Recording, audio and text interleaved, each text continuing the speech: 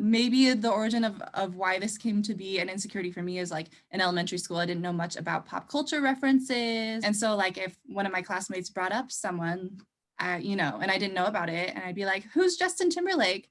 They'd be like, what? You don't know who JT is?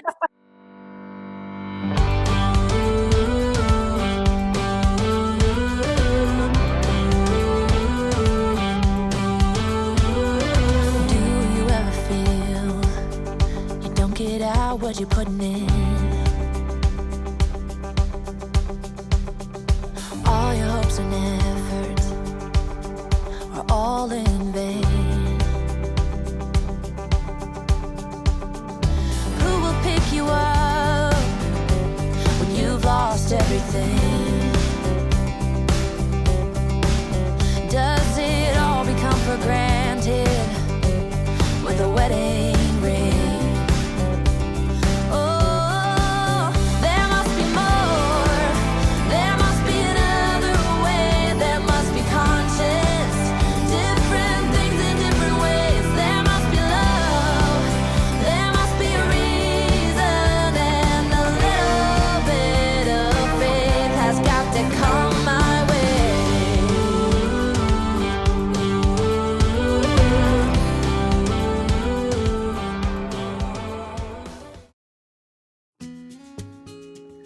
What's up, guys? Hello. I am here to present to you the Enneagram number 5.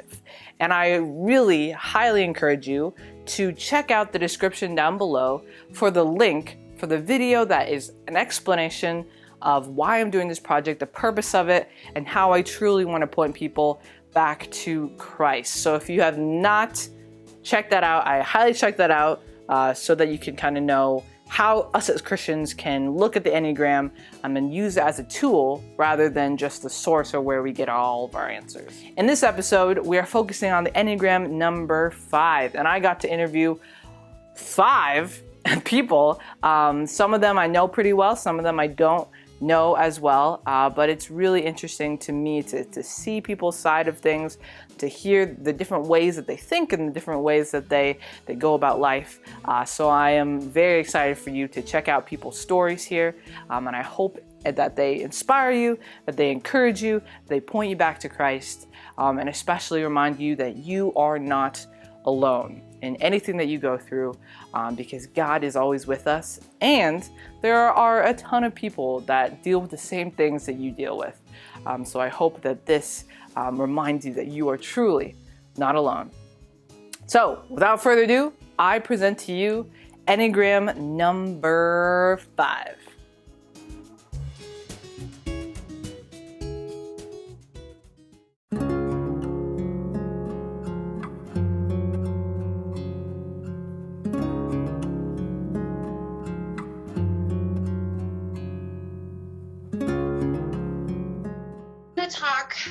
This preview is going to be the essential message that this number received often as a child, and it was a wounding message, or a message that told them they're not enough, they're not worthy, it's not okay. And then I will also give you the essential good message that they need to hear, the thing that their hearts are longing to hear. Number 5, it's not okay to be incompetent or too comfortable.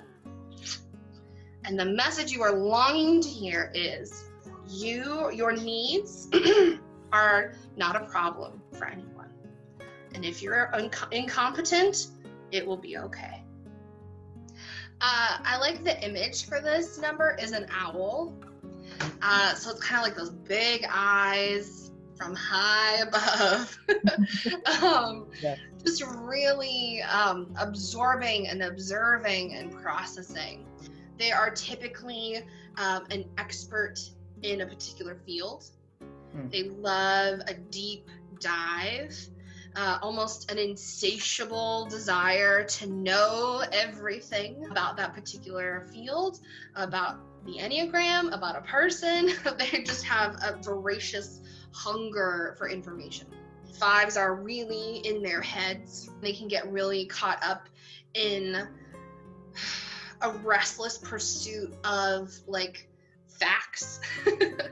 Just like 4s can be led through their lives by emotions, 5s can be led through their lives by facts. They only value facts. They only value information, intelligence, these kinds of things. A lot of other numbers, like your act of love to a 5 is to sit and listen to them give you all the information.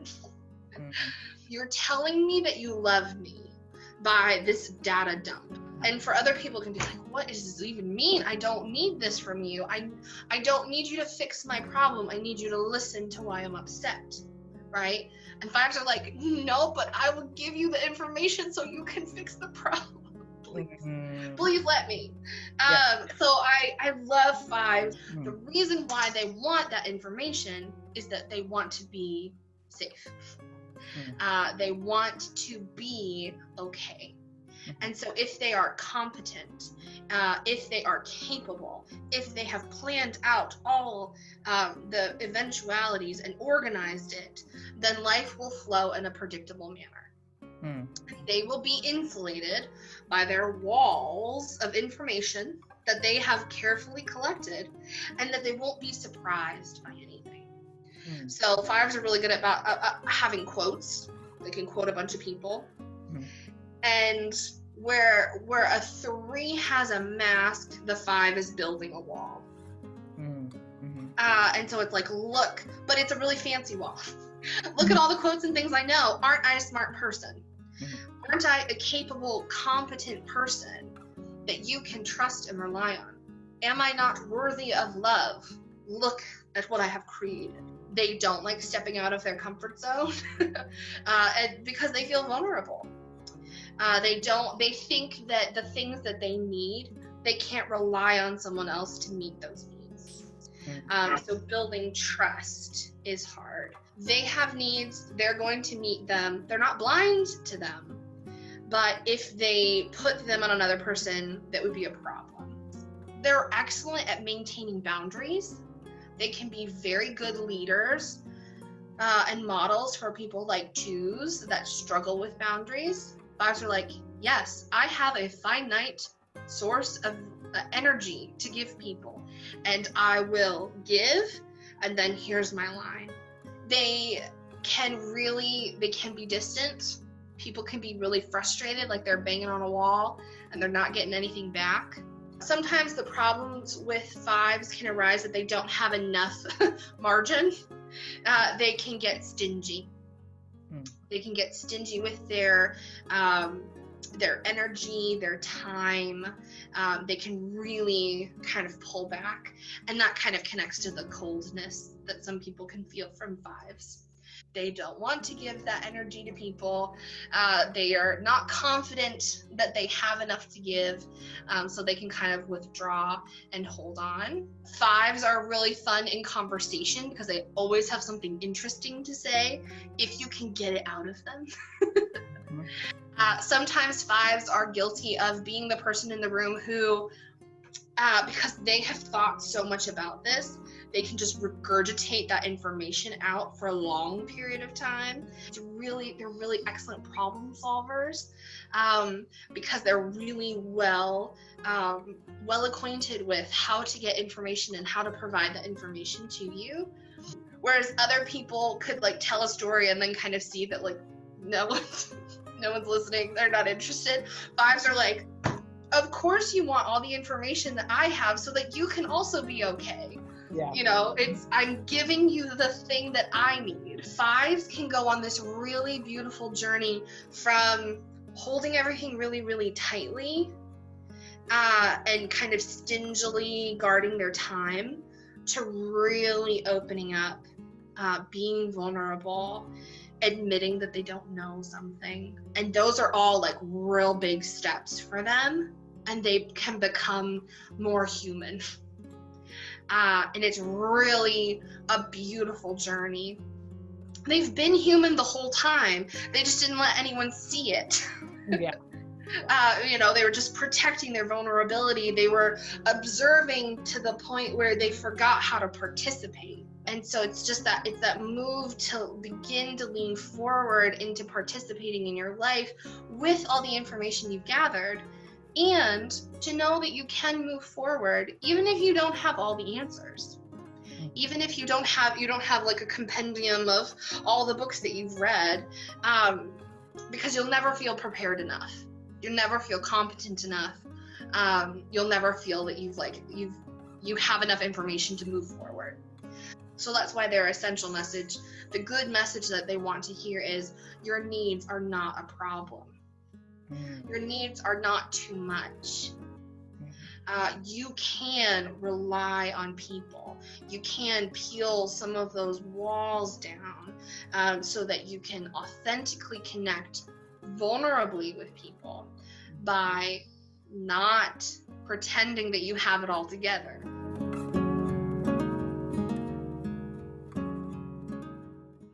Hi, everybody. My name is Catherine Ranum. I go by Katie. I'm in the 4th year of my PhD program. I'm all but dissertation, and I study history through the lens of religion and the body. Hugh Schaefer. I am from Cincinnati, Ohio. Hi, I'm Courtney. I kind of grew up all over the Midwest, but mostly I kind of say I'm from Nebraska and Wisconsin. Now I'm living in kind of a suburb of Denver, Colorado, and I'm a DCE at a church here in Centennial. My name is Megan Martin. I'm in Kansas, Southeast Kansas. I am not originally a Kansas girl, so I'm from Cassville, Missouri, which is like 45 minutes away from Branson. But I am a Kansas transplant, so which is funny because Kansas was the state that we always said we made fun of being from Missouri, and so God has a sense of humor, and here I am now. I'm the host of Wrong Kind of Christian podcast. I have wrongkindofchristian.com, which is a blog, which is actually what I started with. I'm a youth minister. I'm a wife. I'm a mom. I've got 3 kiddos, one of them with special needs, and about to be 2 teenage girls. So I will take any and all prayers that anyone wants to offer. Yeah, I work in the early childhood field, kind of as a day job too. So we're kind of all over the place. I work for, gosh, it's a long name, Southeast Kansas Education Services Center. But it's with a program called Parents as Teachers, which is a national program. So, it's kind of all over the place. But I do home visiting. So I help parents get their kiddos ready for school.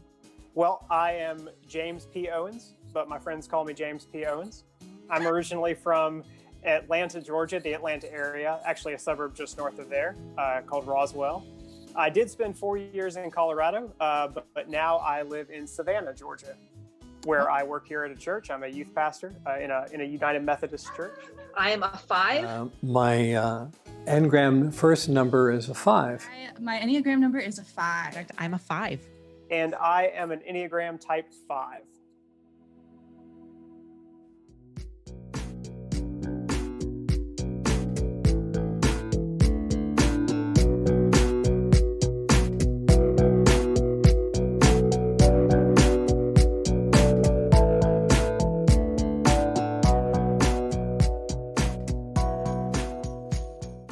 Now that you looked it up, you know that the deadly sin for the 5 is avarice.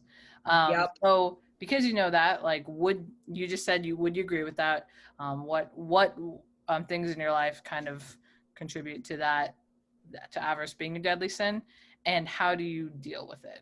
That is a big part of my spiritual biography, was coming to that realization. I didn't know it had anything to do with the Enneagram. I didn't know it was anything particular to me and a personality type.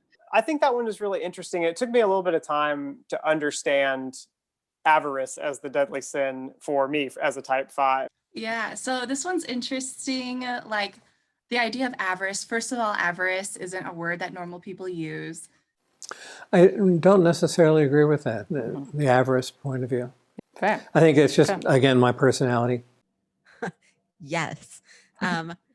Yes, I don't know that there's any Greedy, question right? to that. You think of a greedy person as somebody that like wants to get all the money and hoards wealth, or very materialistic, that kind of thing. I'm not really that way, and I don't think most fives are. I think most fives, we're actually not materialistic at all. I've told people this before, like if I didn't have a wife and kids, I would probably own like 10 possessions that I could carry around in a plastic tub wherever I go, other than like books. I don't really need a lot of possessions. The main way it is for most fives is about your energy. The kind of hidden thought behind the motivations of a lot of fives is that this world is draining and overwhelming and obtrusive. Like as introverts and as fives, it's easy to feel like, oh my gosh, if I spend my whole day with people, I'm going to be so drained. I'm going to be sucked of energy. When I just like suck it up and go to hang out with the people, then I realize, oh my gosh, this fills me up actually more than I thought it would. Maybe I'm still drained afterwards. Maybe I'm not, but I always have the energy to get through it. If you're not taking the time to fill up your little introvert tank every now and then, that's important. Take care of yourself. And fives aren't always good at taking care of ourselves physically. If our motive is just to like hoard our energy or thinking that we don't have enough energy, that's really living by our own limits instead of by God's abundance. And the other thing I think is that's really sad for fives is when we, hoard our knowledge. When we're kind of avaricious towards our participation in some kind of a group activity and don't engage as much with other people or don't share the contributions that we can make. So I think that for fives, the journey, knowing when to share, when to put yourself out there, when to contribute and engage with people, even if my natural instinct is kind of to be a little more withdrawn. For me, it's always been a greed of time, but also like learning. I love to learn. So I can get sucked into something that really has no meaning or any kind of balance in my world, but I can still get sucked into it because I just want to know it, because I'm just curious and I'm greedy in that kind of aspect. That's fascinating. I didn't know that, but it makes sense to me. I'm pretty OCD about keeping my calendar current and going so that I know what I have coming up and I know what I have available just in life. You try to maybe release some of that and have some spontaneity from time to time, especially because my husband is not the same personality that I am, which is probably a good thing. We would probably drive each other crazy.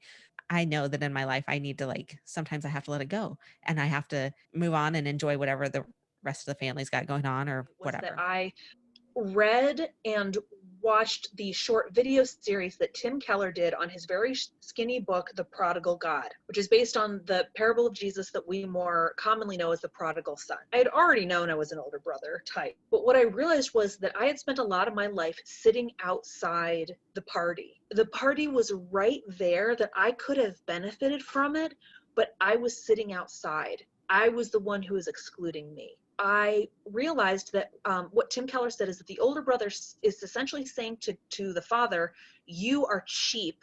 You never gave me the things you gave the younger brother. And the father responds saying, I don't understand. All of these things are yours already. I realized at that moment that I had spent my life thinking that God was cheap. And a year later, I remember exactly where I was.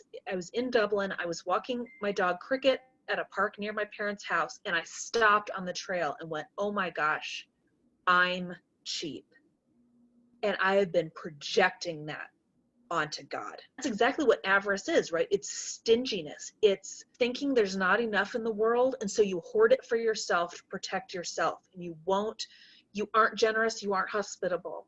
And that was exactly how I had been living my life in the physical world, and it was exactly how I treated God. If I ended up giving more than I can afford, in fact, I could survive that. And so it changed from an immature, fearful way to protect myself to a mature, generous way that still protected myself. Yeah, I think the way to deal with that, at least for me, the way that's been most helpful is striking a balance between continuing to tell myself, okay, it's going to be okay. Energy is renewable. Like you can get more. And then allowing that to let me kind of take those sort of steps of faith to boldly engage with folks or to, share even if I might be uncomfortable, or do something with the knowledge that I've been gaining. Also just being aware that I do have a need to withdraw and recharge sometimes, and that's okay. You know, fives, we tend to be introverted, and all introverts need that alone time to recharge, and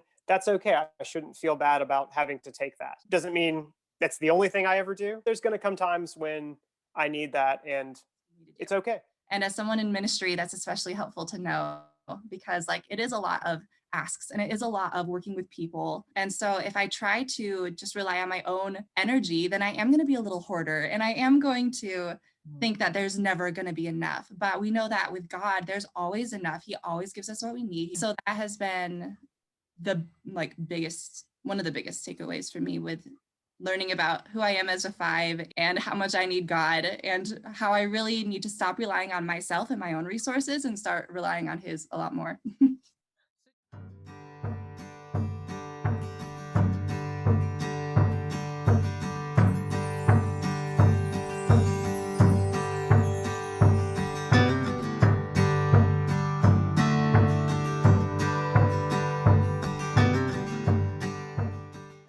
So the next question is about the basic fear and desire. Every number has them. The research that I did was the basic fear for a five is being incompetent or incapable.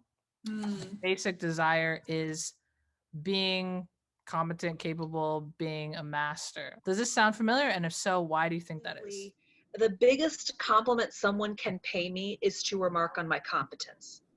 Absolutely. I fell in love with the guy I fell in love with in college because he told me I was the most emotionally self-sufficient woman he had ever met. And I was like, I pick you right now. Yeah, he could have said, oh my gosh, you're the most glamorous, beautiful woman I've ever seen. And I've been like, A, you lying. B, I don't care. The fact that he picked competence and self-competent and was just, he found my big red button and pushed it. The most insulting thing you can say to me is, you don't know what you're talking about. Yeah, or you can't do that. Even if I really can't do it, it makes me so angry. And I think another place of temptation for me is to oversell my competence in an area where I don't feel fully competent. To admit that I don't know something, to admit that something I can't do if I care about it. If it's math, I'm like, I don't know. But if it's something in the constellation of things that I care about, I have to be rigorous in my honesty about how much I know and about how competent I am. Because there is a temptation for me to want to appear all-knowing and all-capable. And it's not true. Of course it isn't.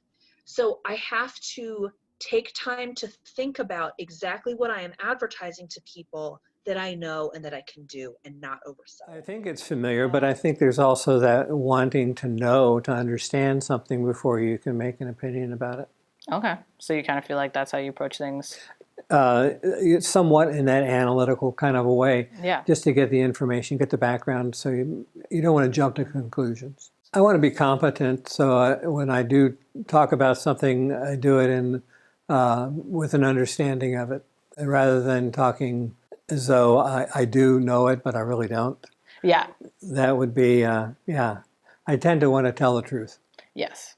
I think I connect more with that insecurity than with that desire. You know, it feels really good to know what you're talking about and to be able to have a conversation with anyone about anything that's more than just small talk. For me, it's less about mastering something and more about just like knowing a lot about it and being able to do it to some extent. So like, for example, I wouldn't say I'm like a master at any instrument per se, but I do like knowing a lot about different instruments, and I can play a lot of different instruments. Doesn't mean I'm great at it, but it feels good knowing that I can't, that I can at least do some of it.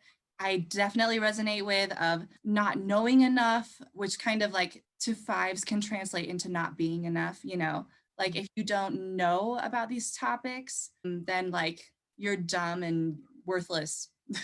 It's kind of like what we tell ourselves. It's easy for me to just like shut down as soon as I feel like I don't know about something, which is weird because I feel like I'm usually healthy and good at managing, my emotions and stuff. But if I'm made to feel dumb, then I just like break down. The chunk of my job is preparing for teaching. And so I love being able to go in depth and learn and discover new things. Usually if something makes me excited, I know that like I'll be able to convey it with that same passion to other people, and hopefully we'll make them excited too.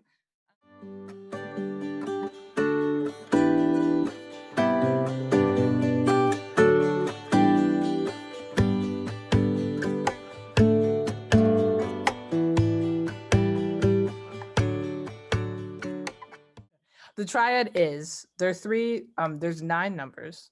Okay. Obviously. There's, if you break it down to 3, you get 3.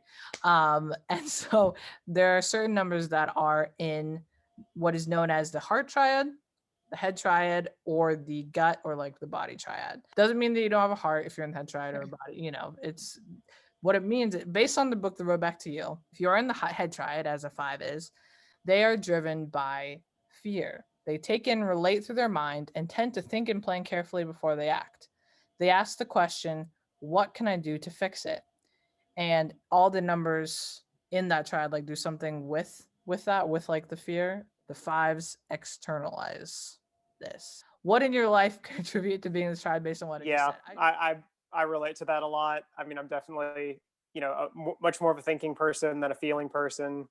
Though I will say, since discovering the Enneagram, it has helped me to understand my feelings a little bit better, because while I do think more than feel and am dominant more in thinking than feeling, nevertheless, I have feelings, and often thinking is a way to access those. 5s, we aren't so great at like naming feelings. I'm really bad at feeling words, and it's a struggle sometimes to know what I'm feeling in time, like as it's happening. Like I can reflect on things that have happened to me or things, situations I've been in or whatever, and kind of think until I understand my feelings. So one of the things about it is, being that kind of thinking dominant and then feelings are kind of second, that actually means I'm most disconnected from my like body, from that kind of gut bodily stuff. So things for me that connect me to my body can actually be really helpful to me. Several years ago, I started exercising a lot more,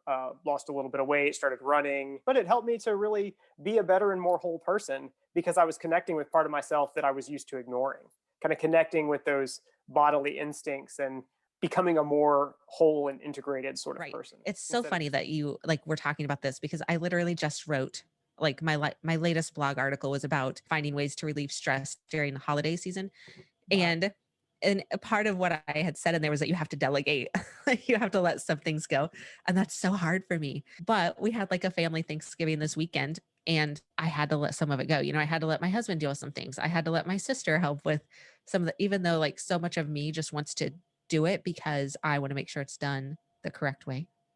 Hopefully they're not listening to this, but I had to be able to like let that go. And I think that's probably part of, the whole fear of failure and wanting to succeed and kind of overthinking everything. Probably I think through things probably 5 different directions before and I'm super indecisive on it. I can try to make a decision, but I'm always going to throw it out to someone else and make sure that they agree with me before I kind of move forward with it. I mean, literally, this is my job. I go to people's homes and I help their kiddos meet milestones. And if they're not, we try to figure out how to fix it.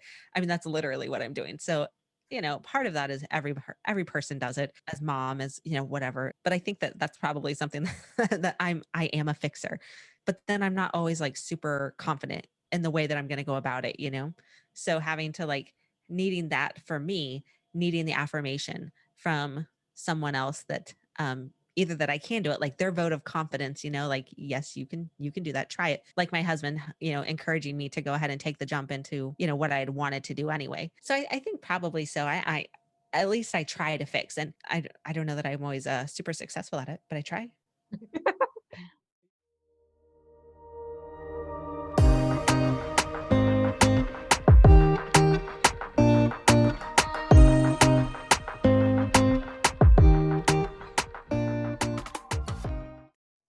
So when it says stress and security numbers, what I mean by that is when you are secure or healthy, or, feeling good, all that kind of stuff, you go to the positive sides of one number, which is doesn't mean that you become another number. It just means that you kind of access the positive sides. And then alternatively, when you're stressed or insecure or unhealthy, then you go to the negative sides of another number. As a 5, your number, when they are healthy or secure, they go to the positive sides of the 8.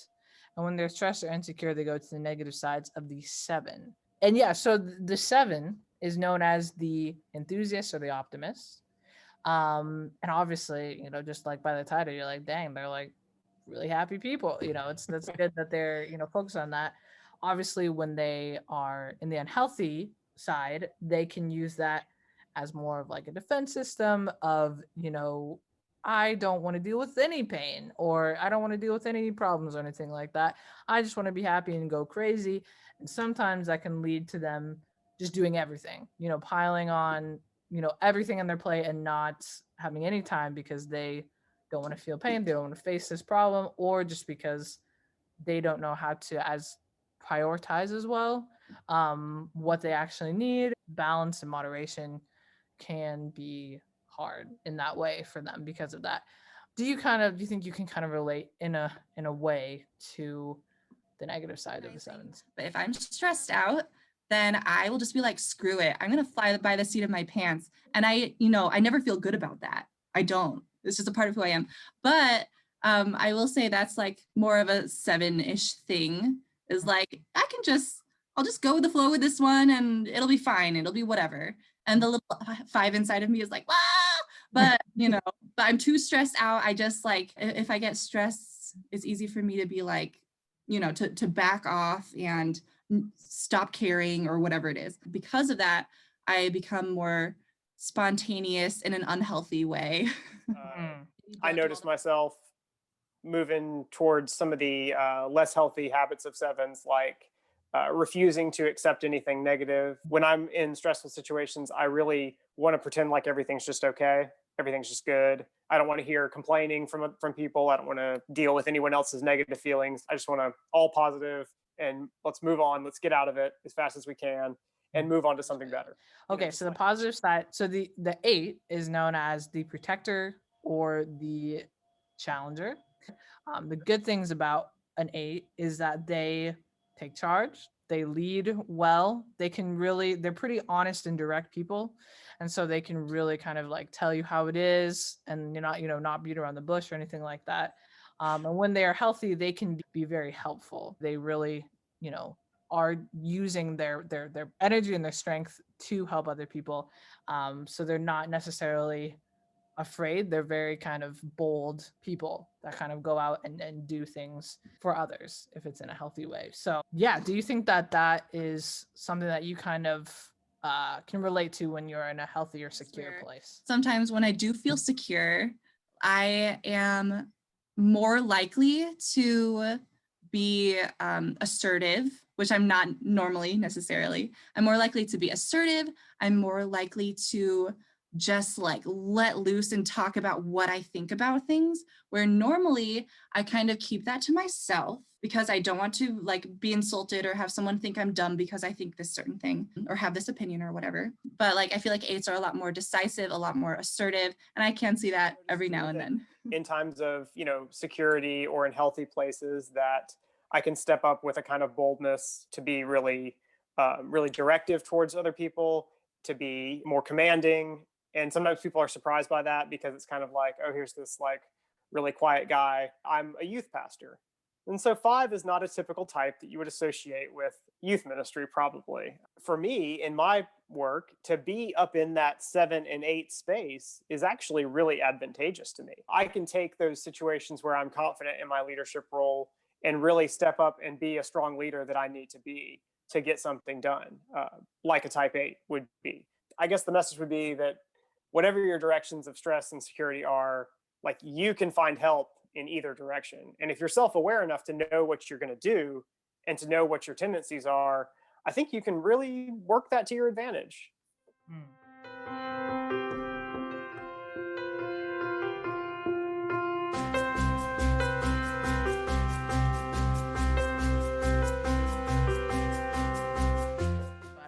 I'm bringing in Bible characters to kind of associate with each of the numbers.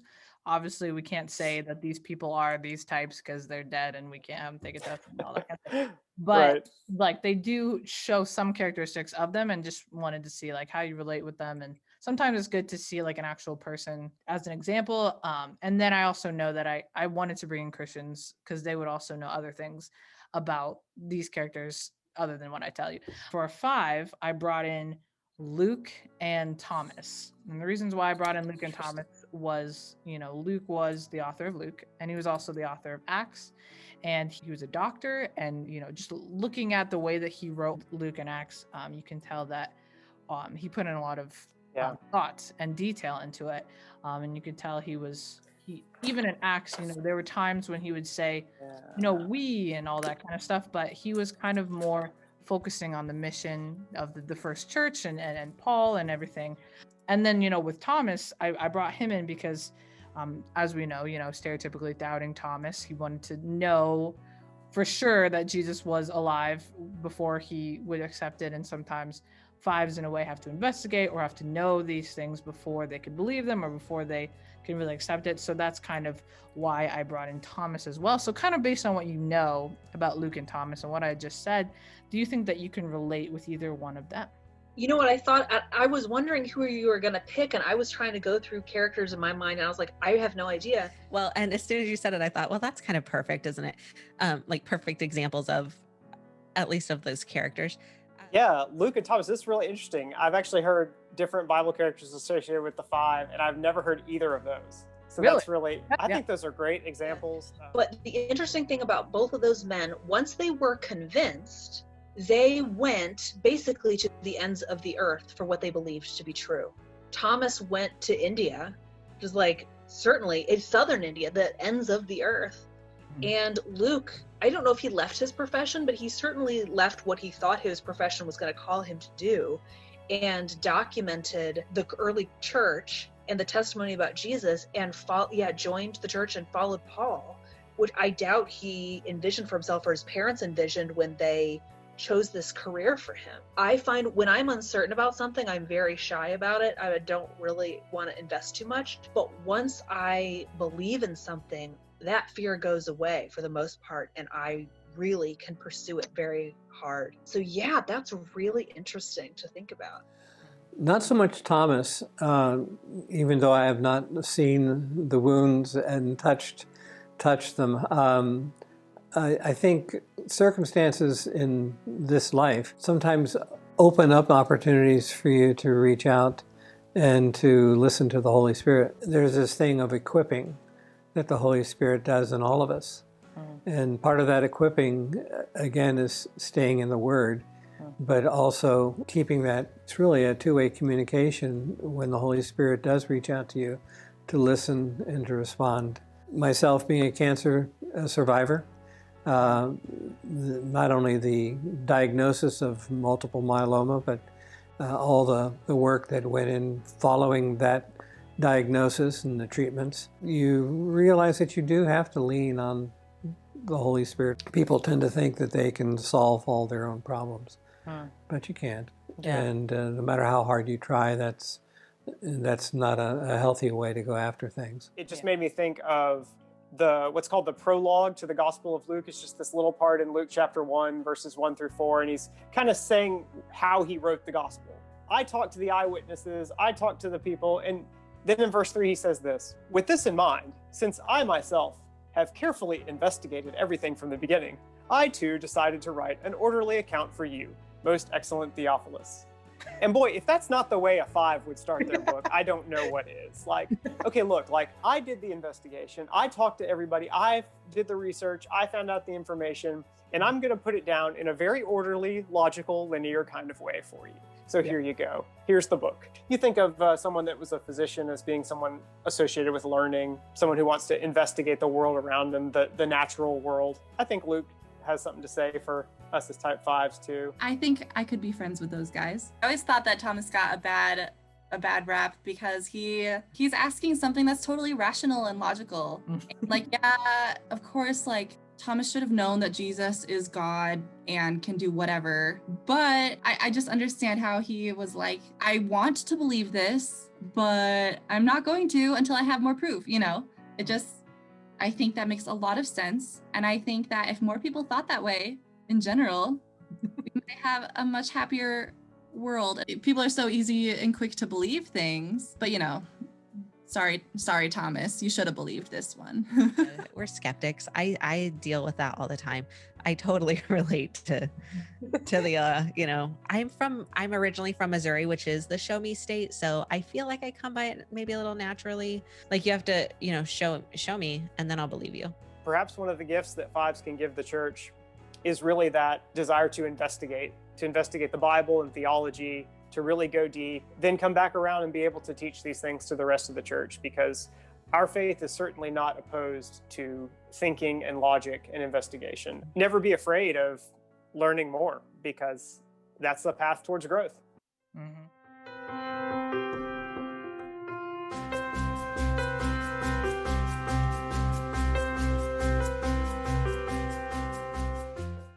Next question is, do you have any Bible verses that have just helped you in your life in general? It doesn't necessarily have to be about things that we talked about today, but just in general.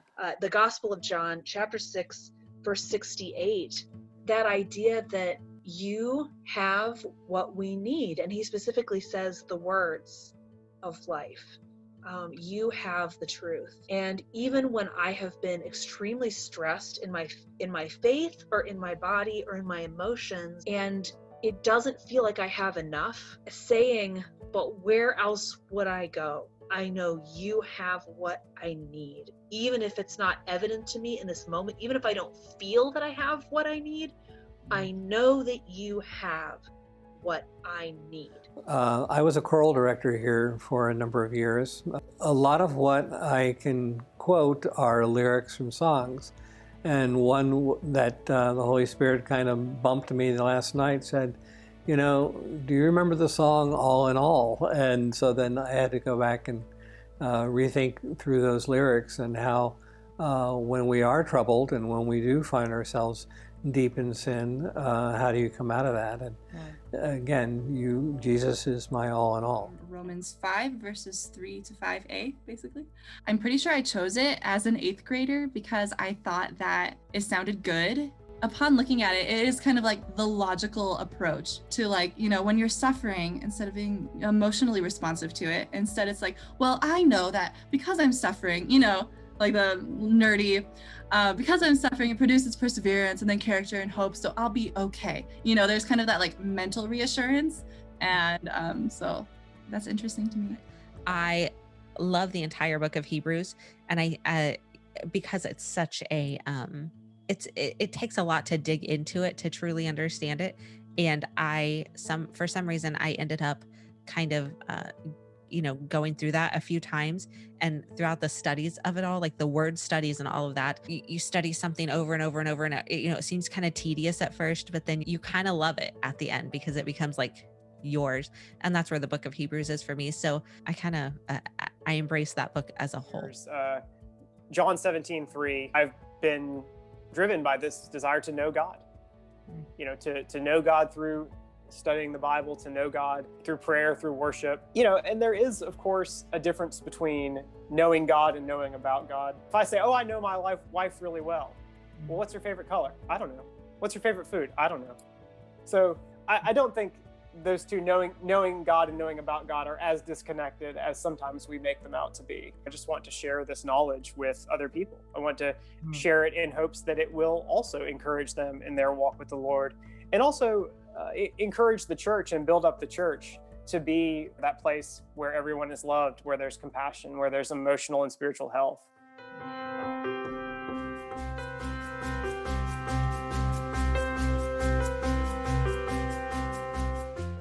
Second to last question. Whoa, look at this. Time flies. So the second to last question is, and you've kind of talked about this actually throughout the interview, but how has God played a major role in your life and struggles with some of these aspects we've talked about today? In remarkable and miraculous ways. Like most people, sin always kind of tamps us down and gives us that reality check. As a Christian, you have to kind of say, okay, set that aside, because the work's been done. You are forgiven. You are a child of Christ. And knowing that, and I'm not saying you should forget your sin, but you should be cognizant that it doesn't have to beat you down. That's the hope I want to portray, if I can, that you can overcome the guilt and the shame that you feel by just casting it on the Lord, and He will give you that peace that you need. Sometimes, and it's awkward as heck for us humans to be at a precipice, right at the edge of, that comfort zone that and doing something that you don't want to do. But yeah, it's nice when you think you can solve all the problems that are in your life, but many, many times the Lord says, nope, I need you right at that precipice, leaning on me. And so lean on the Lord in all of your difficulties. Yeah, this sort of avarice, clinging on to what I have instead of trusting that God will provide exactly what I need. The Enneagram has been helpful in opening my eyes to that. Yeah, to my need to depend on God more and stop being so concerned and worried and thinking that my reserves will be depleted. And instead, yeah, just like that need for constantly trusting in Him. Like, I wasn't raised in the church. I became a Christian as a teenager. Like, I was not popular in school. Like, I was not cool. I was bullied a lot as a kid. And so it was really through the church that I first found acceptance by my peers. It was actually in a youth group, which is cool because I'm a youth pastor now. And so when I heard this gospel, God loves you, sent His Son for you, wants to have, a walk with you. Well, I could believe that because I had seen that love acted out in the people that I was around. So I feel like, God has been with me every step of the way since then, of course. I believe it's actually of all people, John Calvin, who said, there's no knowledge of God without knowledge of self. And so if we don't know ourselves, if we don't know how we are ingrained to think and act and how we might, what kind of false ideas of God we might be inclined to have, then we're never going to be able to get to a true and biblical idea of who God is. I think God has used the Enneagram to help me in this way, to help uncover kind of where I tend to naturally go wrong or where I tend to be misled, and to allow me to kind of be open to God working in my life in ways that I might not have been otherwise. Well, there are some times when, especially dealing with like this idea of fear of failure, and, no one is perfect. So there has been failure. And some of those things, like I've been divorced, and that was the hardest thing I ever, like, that was the biggest failure that I ever thought, like, I didn't know how to deal with that, because that was like, to me, that was kind of like an ultimate failure. And so I really had to rely on God to get me through that. Not just to get me through it, but to allow me to forgive myself, and to allow me to understand that He still has a plan. Like, even if this failed, like, He still has a plan. He just had to reassure me that this wasn't the end, that my failure in this wasn't going to keep me from heaven, wasn't going to keep me from a relationship with Him. In times like that, or, anything, if it comes to like taking a risk. Yeah, my husband, he'll encourage me, but at the end of the day, the biggest affirmation has to come from God. And so if He takes it away, if He stops it, if He puts a door there, whatever it is, like, then I have to listen to that. And it's not always easy. He doesn't always give me the answers that I want. Right. But thank goodness that that I've been able to build a relationship with Him, because, post-divorce, like, it kind of fluctuated there for a while because it was so hard. It was difficult. And it just had to come back to Him.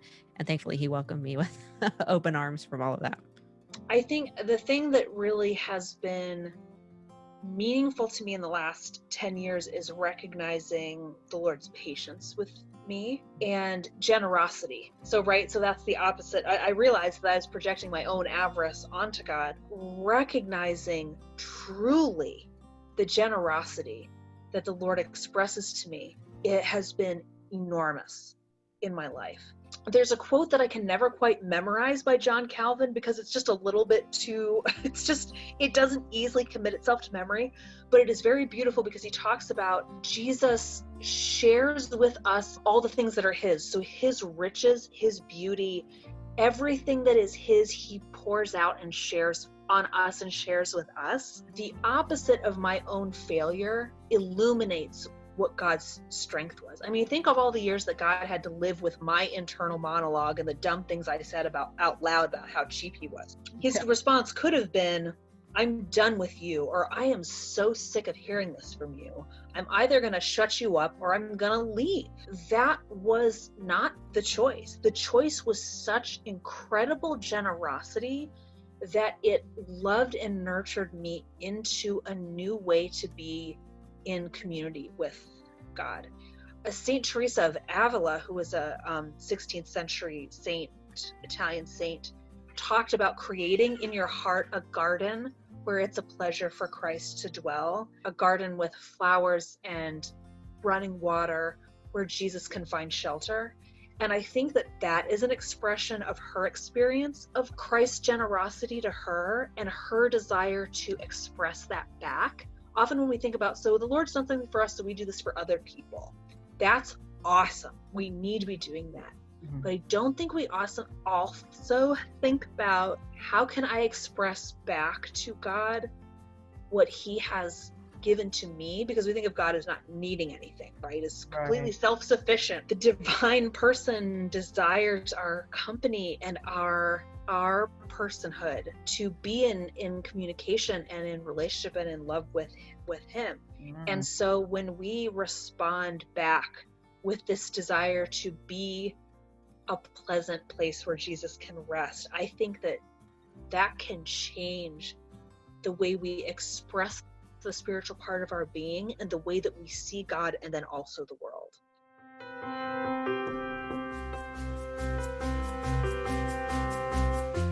Last melon. Okay, so the last question for you is, what encouragement or advice would you say to someone who is also your number? I would say attend to your relationships and actively cherish the people in your life. There will be opportunities for you to share your knowledge. And in fact, that is a beautiful thing that you're bringing to the table. In fact, probably more often than not, the best gift you can give them is not your knowledge, but your attention and your active listening. I would also say, don't ignore your body. The book says that's a danger. Don't do that. The truth is really big and has a lot of room in it. So embrace that and celebrate the strides that you make towards knowing, and accept that it's not that it's hidden and small and elusive and you're the only one who, who's going to find it, or people just like you, but that you can receive as a gift from a lot of other people's ways of knowing good, true things that will expand the way you think about and experience the world and yourself. You weren't born and raised and all of a sudden knew how to be a parent. You didn't know, even as you're going through your college, to be a teacher or an engineer or whatever. God, and through the Holy Spirit, equips us, and it's amazing how you can go through this life, and I don't mean just muddle along. I mean, keep reading, stay in the Word, listen to people, listen to, if you're a podcaster, listen to Christian podcasts, whatever, but equip yourself so that when situations arise where you have to make a decision or be able to say things, it's amazing how the Holy Spirit equips you. You didn't think, how did I come up with that phrase? Or how I was able to say what I was able to say? It's just amazing how he will help you through whatever you're going through to see it through the other side. Mm-hmm. Ooh, encouragement or advice. Let people in. It will be worth it. It will be worth all of the energy that you expel. It'll be worth of all of the emotions that you'll be juggling, because people are not safe the way like a book is, or, the way your hobbies and interests are. Like, people are hard to understand. They're not going to respond how you think they will. That's part of what makes them great. So yeah, let down some of those walls, let people in. God's going to provide everything that you need, and it'll be really, really good. Just give it a shot. Nice. Oh man, don't overthink it. I mean, really, I think that's probably one of the biggest ones for people who get stuck in their heads, which is kind of what happens here. So, and don't always be afraid to take the risk or, try the new thing. So for any 5s out there, don't be afraid to be yourself. You may have a feeling like that you're different from other people, or you may feel like you don't really fit in a lot of social situations. There's no doors that should be closed to you because you're a 5 or because you have the personality that you have. And if anyone tells you that, they're wrong. So don't be afraid to be who you are. Embrace the sides of yourself that you feel like are different. Embrace those unique interests that you have and learn about them. Don't be afraid to go deep and investigate things that are interesting to you, because you'll find a lot of fulfillment and enjoyment in that. Don't be afraid to step out, and know that if you do, there's more where that came from. The way that you build relationships with people is by sharing things about yourself and letting them share things about themselves. That seems really obvious to most people. It took me a long time to get it, that I had to say things about myself, that I had to talk about myself to have relationships with other people. So don't be afraid to do that. People want to hear what you have to say, and you probably have a lot of really great things to offer the world.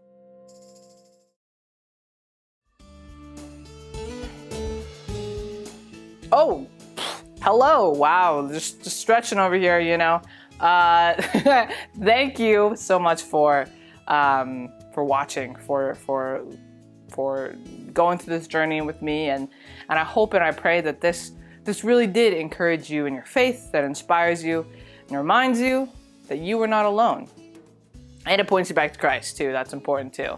The links for the other episodes are down in the description if you want to check those out. So check those out if you would like to, but I hope that this was very encouraging and inspiring for you. So, hope to see you soon.